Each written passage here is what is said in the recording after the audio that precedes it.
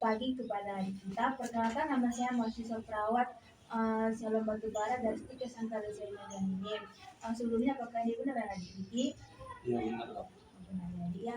Jadi di sini tujuan saya untuk mewawancarai adik yaitu untuk mewawancarai bagaimana tingkat distres maupun tingkat keputusasaan adik selama sebagai peran mahasiswa di Stika Santara Medan ini. Sebelumnya apakah adik bersedia jika saya mewawancarai adik?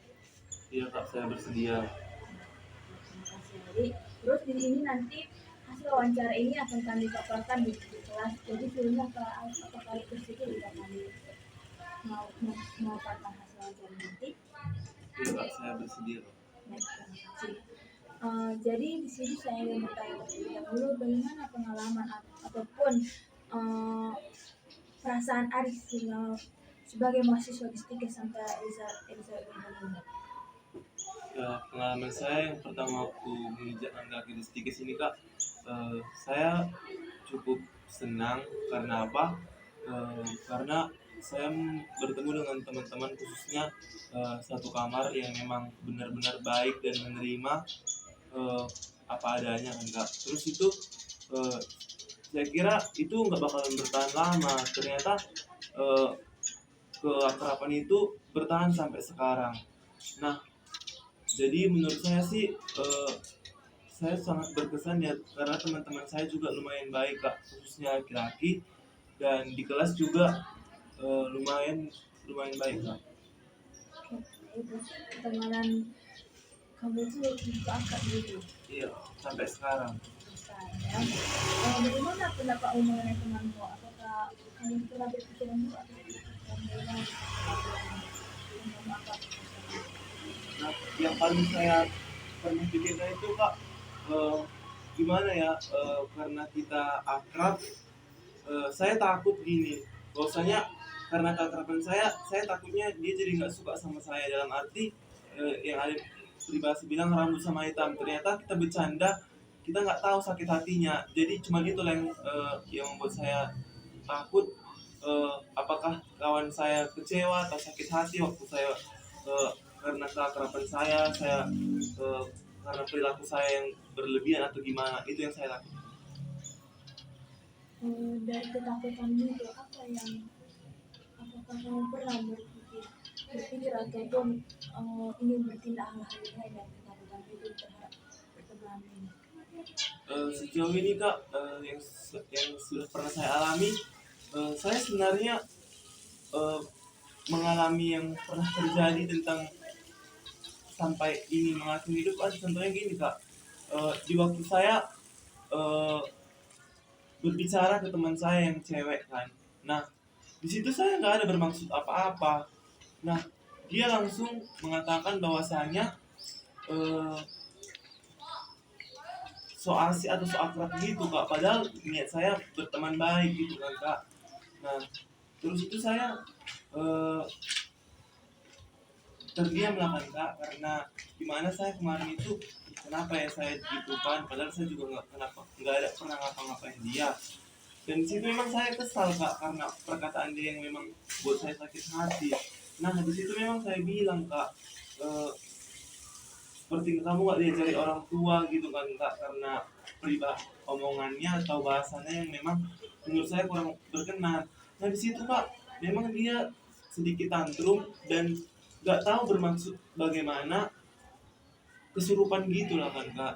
Jadi hal yang paling saya takutkan kak dalam hidup saya, apalagi dalam studi saya, di tempat saya bersekolah, saya paling takut kak mempunyai masalah, apalagi mempunyai masalah yang bersangkutan nantinya dengan dosen dan orang tua.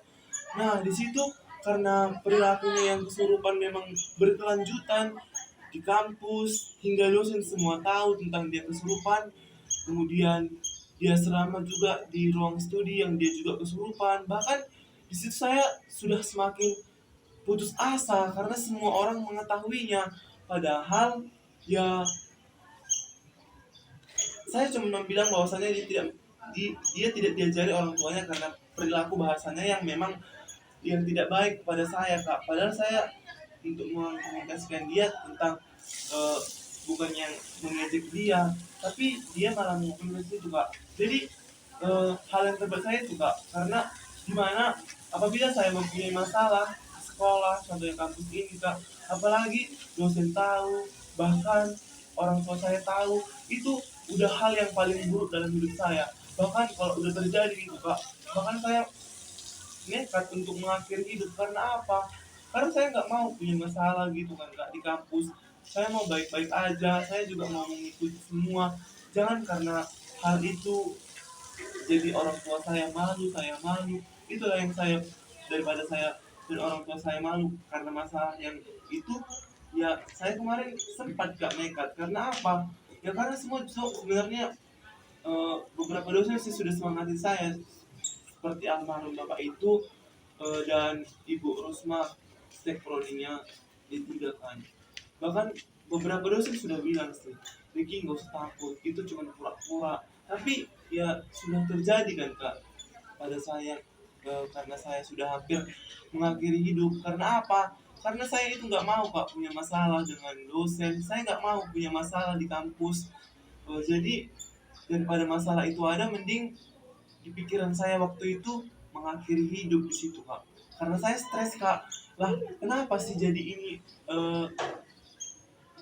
jadi ini alasan dia untuk, apakah ada alasan dia untuk membuat saya bermasalah dengan dosen, dengan apa. Jadi itulah yang membuat saya sumpah benar-benar stres kak. Karena apa? Gak di kampus dia kesurupan sampai melompat, tapi lompatnya nggak berani lompat, nggak tahu bermaksud beneran mau lompat atau nggak tahu lah ya kak. Terus di sini dia selama juga di sini juga lompat, itulah nggak tahu entah bermaksud memang mau sengaja biar saya punya masalah. Itulah kak yang membuat saya sampai putus asa, sampai ingin mengakhiri hidup saya kak. Karena saya memang nggak benar-benar nggak mau punya masalah dengan dosen, bahkan sampai diketahui orang-orang tua saya kak. Itu kak.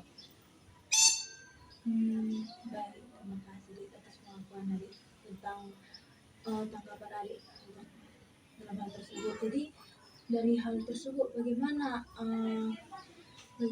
kemampuanmu dalam mengatasi stres maupun mengatasi keputusasaan itu tersebut? Ya saya kak mengatasinya ya ada sih kak puji beberapa. Sebenarnya saya nggak bisa mengatasinya, tapi malah teman saya yang bisa mengatasinya dengan cara mereka eh, mengajak saya untuk tidak memikirkan itu, bahkan memberikan semangat bahwasanya udahlah Ricky, itu hanya ecek-eceknya aja. Eh, yang penting kau semangat, yang penting kan kau nggak ada atau mengkasari dia atau apa, cuman kau membilangkan bahwasanya dia tidak diajarkan orang tua. Karena memang kata temannya dia sensitif dengan dibawa-bawa orang tua kak. Karena ya gimana lah nggak kesal kan kak. Saya cuma mencoba komunikasikan bahwa masalah sampo, dan yang saya bilang sampo sampo dia di mana, dan teman saya meminta, memang saya menuangkan. Nah di situ dia langsung, kok so asik kali ya Ricky, nggak usah pegang-pegang ini, kata kayak gitu. Nah saya memang langsung refleks sakit hati kan kak, dan saya bilang itu. Jadi ya itulah teman saya bilang bahwasanya ya udah semangat. Dan mengatasi stres itu kak, saya sebenarnya ya untuk mengatasi itu sendiri, dan ya mendengarkan lagu lah kak biar nggak stres, atau menenangkan diri entah di kapel atau dimanapun, menenangkan diri untuk sejenak merehat semua yang telah terjadi, dan untuk kedepannya gimana untuk memperbaiki dan introspeksi diri kak. Baik, berarti kalau secara tindakanmu sendiri untuk mengatasi stres maupun keputusasaan yang berat itu, kamu kayak mendengarkan musik, berdoa untuk berdoa seperti itu, terus dibandingin dengan teman-teman yang lain. Terus sebelumnya kakak ingin bertanya sama kamu, kan kamu itu kan tadi bilang ingin melakukan maaf sebelumnya ingin bunuh diri. Sebelumnya kamu itu sayang nggak sama dirimu sendiri, atau kamu peduli nggak sama dirimu sendiri sebelum kamu melakukan tindakan itu? Sebenarnya peduli sih kak, tapi itulah mungkin yang terlintas di pikiranku saat itu, dimana memang aku benar-benar nggak mau kak. Udah rasanya gimana ya kak, waktu aku udah punya masalah, bahkan masalahku itu diketahui oleh dosen tentang aku yang gitu, sampai aku membuat temanku kesurupan. Di situ semua tahu, ibu asrama tahu, dosen semua tahu. Di situ kak saya sudah putus asa kak. Karena apa? Karena memang saya nggak pernah dan memang nggak mau kak punya masalah. Apalagi saya, masih baru loh saya di sini. Kenapa saya udah punya masalah? Kenapa saya sampai menemukan masalah seperti ini? Kenapa ya? Apa mending mengakhiri hidup saja? Karena masalah yang menurut saya nggak terlalu besar tapi dia langsung kesurupan, nggak jelas gitu kan kak. Jadi saya ya terlintas lah di waktu itu kak putus asa saya itu. Kenapa sih dia terus-terus kesurupan? Kenapa asal lihat saya kesurupan memang untuk ajang caper untuk biar tahu orang atau gimana, nggak tahu kak. Jadi disitulah saya memang benar-benar malu. Ditambah lagi perkataan ibu asrama yang bilang karena dia kesurupan, dibilangnya, kamu keluar aja ya Riki, sana pulang ke asrama. Di situ langsung shock, langsung segininya ya sampai saya disuruh pulang, padahal disuruh studi tapi disuruh pulang. Disitulah kak waktu disuruh pulang sama ibu asrama terlintaslah di pikiran saya untuk mengakhiri hidup kak. Jadi dari kejadian tersebut, apakah kau mempunyai komitmen ataupun ingin menanggung jawab dari hal tersebut pada dirimu sendiri? Ya sebenarnya kak sekarang ya setelah banyaknya dukungan dari teman-teman, suster juga kan kak, dan saya merenangkan diri juga setelah refleks dengan cara berenungkan kan kak tadi kapel gitu kan kak.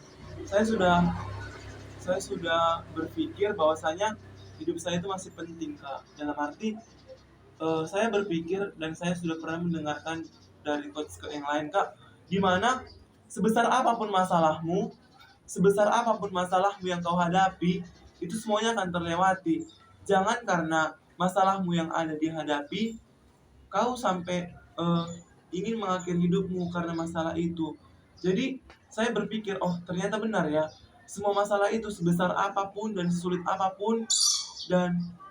apapun masalahmu itu akan bisa terlewati dengan solusi apapun. Dan saya merefleksikan diri bahwasanya oh ternyata benar ya, bagaimanapun masalah saya yang saya akan hadapi itu semuanya akan terjalani dan nggak perlu untuk mengakhiri hidup ternyata kak, karena kehidupan saya itu masih penting di orang tua dan penting di hadapan Tuhan kak. Bukan karena masalah kecil saya langsung putus asa untuk mengakhiri hidup. Nah karena refleksi dengan orang-orang sekitar, saya cari podcast bagaimana sih cara-cara untuk merefleksikan hidup untuk biar tidak gampang stres, gampang putus asa. Ditambah lagi motivasi dari sister atau teman-teman yang memang mengatakan pada saya itu hal bodoh, hal pendek kecil, karena ya memang benar kak. Karena juga saya berpikir kak, kenapa saya melakukan kayak gitu padahal di luar sana orang tua saya berjuang untuk saya mati-matian, menyekolahkan saya dari bahkan membesarkan saya dari kecil hingga besar. Nah saya segampangnya saja untuk mengakhiri hidup karena masalah yang memang nggak bisa kita hadapi. Jadi itulah kak, saya berpikir karena merefleksikan diri dan banyak menonton podcast tentang bagaimana sih saya mengaktualisasikan diri. Apalagi saya sudah belajar tentang mengaktualisasikan diri, teori waktu falsafah keperawatan kan kak. Jadi saya semakin terdorong, oh yaudahlah, sebesar apapun masalahmu itu, baik itu memang gak bisa diselesaikan, tapi itu bakalan bisa kok diselesaikan itu bukan berarti untuk mengakhiri hidup kak. Jadi saya situ udah tercuci kan hati dan pikiran saya, bahwasanya saya itu gak akan mau mengulangi itu kak. Jadi berjuang kak, sebesar apapun masalah itu memang benar-benar berat, saya akan menghadapinya kak. Gak akan lagi untuk mengakhiri hidup itu kak, karena saya sudah dapat penerangan dari orang-orang sekitar, bahkan dari sosial media yang saya tonton untuk memperkuat diri saya, mengaktualisasi diri saya supaya saya tidak berpikiran pendek lagi kak. Itu Kak. Baik. Eh, dari kejadian tersebut atau dari peristiwa tersebut, bagaimana interaksimu ataupun tingkat keakraban kamu dengan teman-teman yang lain? Apakah kalian masih berinteraksi atau ada teman-teman yang menjauh dirimu atau bagaimana? Sewaktu itu Kak, memang keakraban saya dengan teman-teman saya waktu kejadian itu, sebenarnya saya sendiri yang malu dengan diri saya sendiri Kak, kepada teman-teman saya. Meskipun teman-teman saya memberikan dukungan dan dorongan, bahkan teman-teman saya eh, semaksimal mungkin membantu saya waktu saya kejadian itu, kamar mandi terkunci, mendobrak pintu itu kan Kak.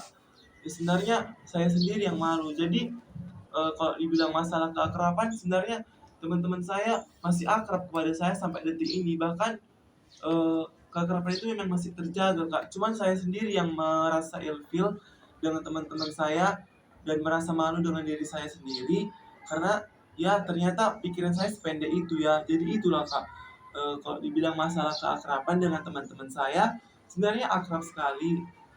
Karena juga teman-teman saya sampai sejauh ini Kak memang masih akrab lah Kak, masih saling mendorong, saling saling membantu gitu Kak. Contohnya Kak, saling tolonglah minta ini, mereka mau. Jadi saya juga sebaliknya begitu Kak, saat teman saya minta tolong, saya pun memberikan feedback yang seperti itu Kak. Oke, baik. Selain dari hal kejadian yang membuatmu sampai mengakhiri hidupmu, apakah ada hal lain ataupun kejadian-kejadian lain yang dapat mengganggu ataupun membuat dirimu stres maupun putus asa berat dari mahasiswa? Sebenarnya untuk masalah stres atau putus asa dan sebagai mahasiswa cuman itu sih Kak. Ya memang karena hal yang saya paling takutkan, yang paling saya membuat putus asa dalam hidup saya Kak, ketika saya memiliki masalah di sekolah gitu Kak. Memang dari dulu saya paling anti punya masalah di sekolah, bahkan sampai saya paling anti orang tua saya tahu dengan masalah itu Kak. Saya nggak mau orang tua saya tahu saya punya masalah menjadi yang bandal. Saya nggak mau orang tua, apalagi kan Kak, eh, saya pribadi cuman saya anak orang tua saya kan Kak. Nggak ada kakak, nggak ada abang, nggak ada adik. Jadi saya nggak mau Kak, di hari tua orang tua saya malah menyusahai orang tua saya. Padahal orang tua saya juga sudah susah untuk menyekolahkan saya, memperjuangkan saya. Jadi disitulah Kak, saya berpikir gak mau lagi saya mau menyusahai orang tua saya. Terus orang tua saya susah berjuang untuk menyekolahkan saya. Ditambah lagi nanti contohnya saya punya masalah di sekolah karena perilaku bandal atau membuat masalah. Disitulah Kak, faktor stres yang sangat besar bagi saya, yang memang benar-benar membuat saya putus asa Kak. Karena apa? Karena saya memang terus terang Kak, gak ingin mempunyai masalah, gak ingin menyusahai orang tua saya, karena juga orang tua saya sudah susah memperjuangkan saya, menyekolahkan saya mati-matian kan Kak. Ditambah lagi nanti contohnya saya punya masalah di kampus, orang tua saya ditelepon, gimana lah pikiran saya gitu ya Kak. Eh, Padahal bukannya fatal yang saya lakukan itu gitu kan Kak. Bukannya saya kasar pada cewek, saya pukul, hanya perkara saya mengatakan bahwasanya perilaku omonganmu itu diubah ya. Jangan nampak kali nggak diajari orang tua. Cuman karena perkara kata orang tua yang memang kata temannya, dia sensitif dengan orang tuanya, bahkan dia sampai tantrum kan kesurupan Kak. Jadi sakit hati loh Kak. Karena apa? Perkara itu doang, dia kesurupan, semua dosen tahu, bahkan di asrama waktu studi malam dia juga tantrum kesurupan. Bahkan eh, di sini juga kan ada juga anak saudara kan Kak. Di situ malu loh. Gimana ya, baru lo tingkat satu, pikiran saya baru lo tingkat satu, gimana lah pikiran mereka nanti ya, baru tingkat satu kayak udah punya masalah adikku ini, gimana ya adikku ini, kayak gitulah kan Kak pikiran saya. Juga nanti suster-suster apanya yang sedikit kok punya masalah dia. Itulah Kak yang memang benar-benar saya buat putus asa, hingga saya waktu itu pendek berpikir untuk mengakhiri hidup saya Kak. Oke, baik. Eh, jadi kan di sini kan ceritanya jadi kalian berdua ini jadi kayak ada sebuah bentrok gitu kan sama si cewek ini. Jadi ini kan kejadiannya kan udah berlalu kan. Iya Kak. Terus apakah kalian saat ini sudah saling komunikasi atau tidak? Kalau belum, apakah kamu punya niat untuk berinteraksi kembali dengan dia? Sejauh ini Kak, memang dia akhir-akhir ini atau waktu sebelum bulan-bulan kemarin lah sebelum dinas kan Kak, dia udah mulai sih mau mensenyumi saya. Cuman saya masih tetap malu masih dengan diri saya untuk dia kan Kak, karena saya kayak ya udahlah kalau disenyumin saya senyumin gitu kan Kak. Tapi kalau untuk saya duluan yang berkomunikasi dengan dia, mungkin saya masih ilfeel Kak, masih sedikit gak mau gitu kan Kak. Tapi kemarin disenyumi dia, aku juga mau feedback senyum pada dia Kak. Jadi gitulah Kak. Jadi kalau dibilang untuk komunikasi ya, dia komunikasi kepada saya ya, saya juga akan komunikasi yang baik pada saya gitu Kak. Disenyumin, disapa dia, saya juga akan menyapa dia gitu Kak. Jadi ini mungkin ini pertanyaan terakhir yang akan saya tanyakan sama kamu ya. Apakah kamu mempunyai nilai maupun pedoman yang menjadi tujuan maupun sandaranmu sebagai mahasiswa jika sampai ini? Ulangi lagi Kak. Kau punya nilai atau apa? Punya nilai maupun tujuan yang menjadi pedoman, menjadi tujuanmu dalam menjalani kehidupan sebagai mahasiswa di tiga santai ini. Ya, nilai dan tujuan saya yang itu Kak, ya itulah Kak, ingin membanggakan orang tua Kak. Contohnya Kak, bisa orang tua saya maju ke depan gitu kan Kak. Jadi di situ saya mempunyai tujuan, harus bisa saya pertahankan itu sampai nanti wisuda. Jangan hanya untuk sekarang aja saya membanggakan orang tua. Jadi tujuan saya memang ingin membanggakan orang tua saya Kak di STIKES ini, bukan malah menyusahi atau membebani pikiran orang tua saya Kak selama bersekolah di STIKES ini Kak. Jadi tujuan nilai dan tujuan saya itu Kak untuk membahagiakan orang tua saya Kak, lewat perilaku dan akademik yang saya tempuh di STIKES ini Kak, bukan malah menjadi beban dan masalah yang membebankan orang tua saya. Terima kasih Dek. Jadi dari kejadian tersebut mungkin ada beberapa poin yang dapat menjadi nilai-nilai positif bagimu dalam menjalani kehidupan institusi. Jadi nilai-nilai apa yang paling utama yang dapat kau ambil dari kejadian yang telah terjadi maupun telah terlewati? Apakah kamu misalnya kamu ingin mengubah dirimu menjadi seperti ini, atau kau berubah menjadi ke hal yang negatif, menjadi orang yang seperti itu, bagaimana? Sebenarnya Kak, ya setelah saya udah merenungkan diri saya, sebenarnya ya saya nggak mau Kak sebenarnya introvert lagi. Mengatasinya itu Kak, saya harus lebih akrab dengan teman-teman saya Kak, kompak dengan teman-teman saya Kak, bukan malah introvert kan Kak. Karena juga saya nggak mau menyendiri gitu lagi Kak. Bahkan karena di saat kita stres itu Kak, putus asa, kita perlu banyak teman yang harus mendukung kita Kak. Jadi menurut saya kalau eh, untuk menjadi hal negatif introvert itu sebenarnya enggak Kak. Bahkan setelah kejadian itu, saya harus mampu lagi lebih baik untuk mengkomunikasikan diri saya, berhubungan baik dengan teman-teman sekitar saya, bersosialisasi, contohnya akrab dengan teman-teman saya, Kak. Jadi ramah lah gitu Kak dengan abang-abangan di asrama, dengan teman-teman juga Kak sekelas kan Kak.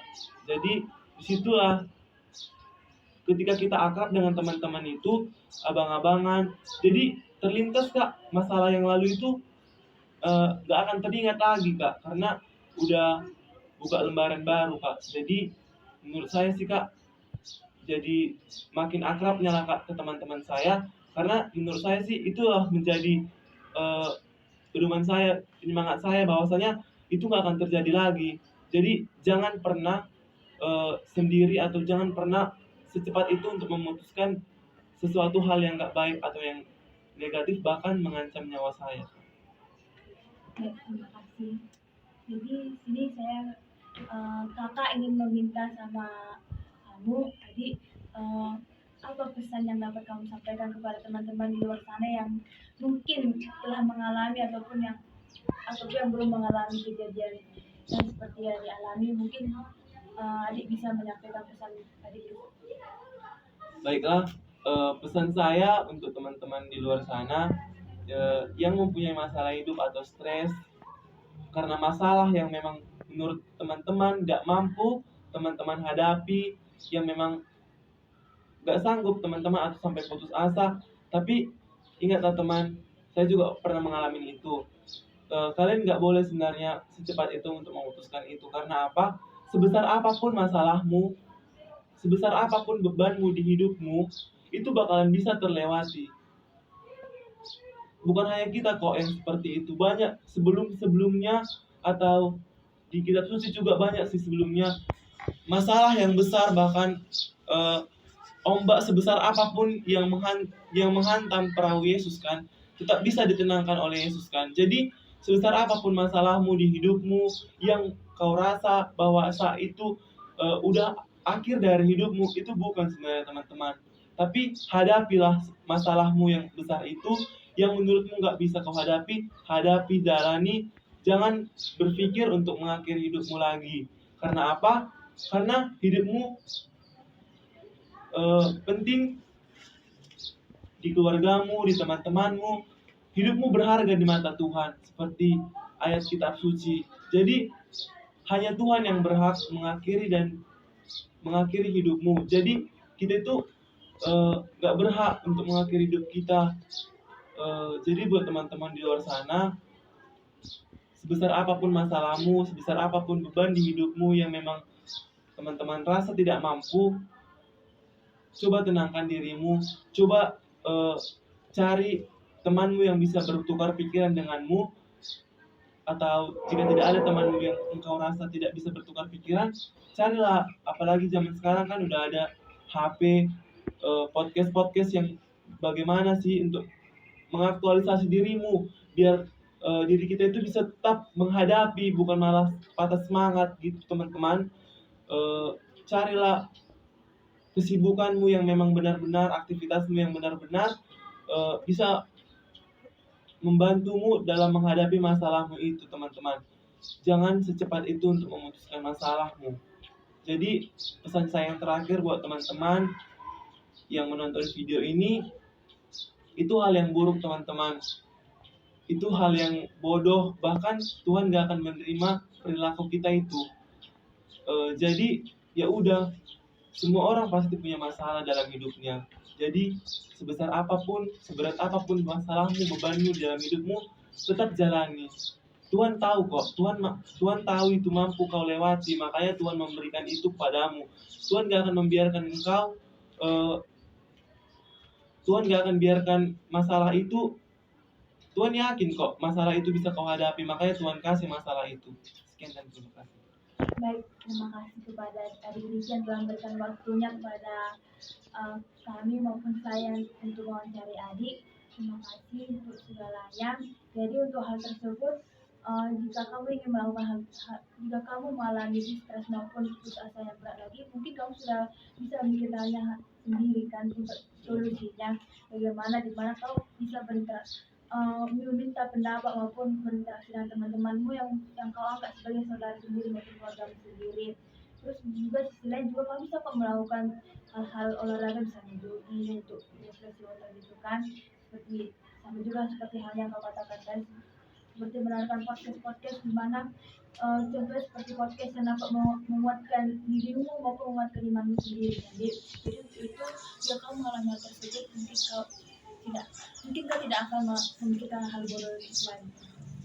Jadi terima kasih untuk waktunya, terima kasih atas semua dukungan maupun kejujuran yang telah disampaikan kepada kami semua. Semangat ya. Iya kak. Dan tersebut jangan berpikir hal keluarga lain. Pasti kak. Jangan anggap dirimu itu rendah, tapi anggaplah dirimu itu berharga, karena kamu itu ciptaan Tuhan. Kamu diutus ke dunia ini untuk menjalani hidupmu,